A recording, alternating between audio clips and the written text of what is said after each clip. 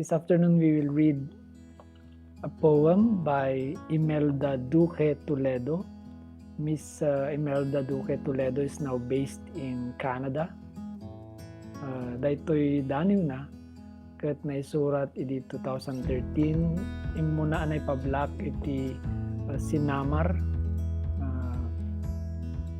Sinamar is the title of the anthology, first anthology I believe of poems by Imelda Duque Toledo.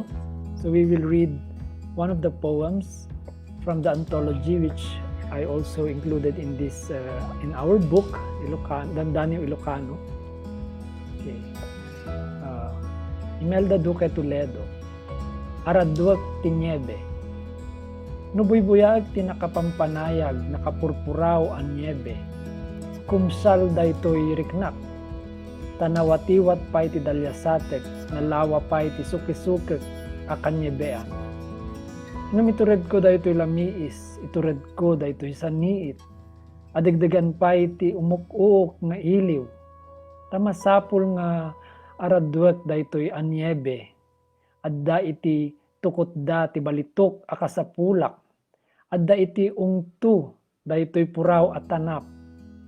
Makasubli akon sadyay adayo nga ungtu, sadyay nga umis-isem da, agur uray, ti panagsublik iti arpadda. This is my translation in Filipino of the same poem by Imelda Duque Toledo. Aararuhin ko ang mga niebe.